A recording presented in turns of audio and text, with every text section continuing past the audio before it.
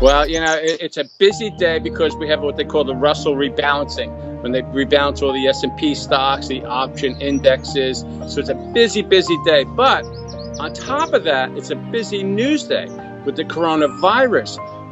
Florida announced 9,000 new cases today. Texas announced they're going to shut down bars and start slowly rolling back some of the things they had opened last week. Arizona's going to cut back now. So we're seeing this now maybe ripple across America. We haven't got New York. We know New York's going to be high because of all the rioting last month and things of that, earlier this month rather, and things of that nature. So that's going to spike there in New York. It looks like it's going to spike also in California. So my guess is we're going to see a lot of rollbacks, and that's going to affect earnings and the economy. So I think you're seeing now, when I came on air, we were down 600 points. Off the low, but still over 600 points, and I think that'll continue till the end of the day as we see more and more people leave equities. Yeah, well, you're going to see share prices get hit today. So JP Morgan get hit, so Chase get hit. It will have definitely a negative effect on the banks, and that worries traders too, because the banks have been so strong.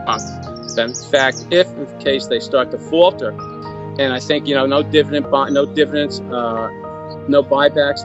That weighs a lot of consumers are in there for the dividend. If they freeze dividends, they'll take their stock and go somewhere else. So I think that's all going to weigh on the banks. Not to mention, if banks get weak, or we saw a problem with banks like we did back in '87, that definitely weighs on the market. We had the best consumer report since 1959. It was the biggest ever. They went out spending like wild. You saw Macy's open, some of these other big box stores open. So Americans were spending this past month. But now, does that continue?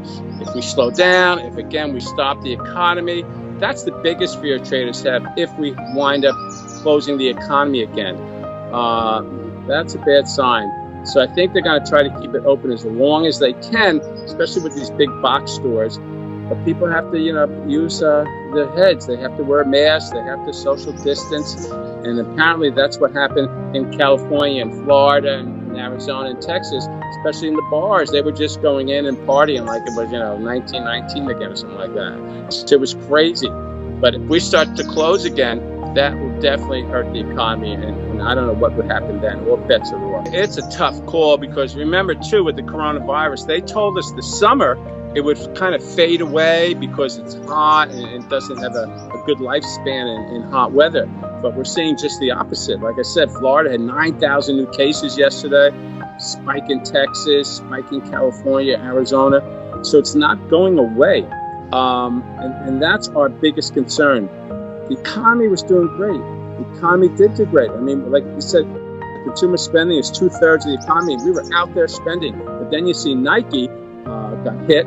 They lost $700 million last quarter. Then you see the travel and leisure, the airlines are all getting hit today. The cruise ship lines, I think the cruise ship lines are in for a big, tough tumble. And basically, it's going to be a tough call. I wouldn't be putting money into the market at the moment, especially during the summer months. Remember, this is the end of the quarter. We got a new quarter beginning in July. July is normally very good for the markets, but I would wait and see. You can always get back in. We were down 800 points earlier. We were down 200 the other day, and now we're down 600. I would wait and see. First of all, you want to see where we close today with the Russell. I think you're going to see a lot of money go into the bond market. We have a big insurance company we deal with. They're getting out of all their equity positions right now. Short-term bonds they're going into. So they're getting out for the summer, basically, it looks like. And they'll relook come the fall.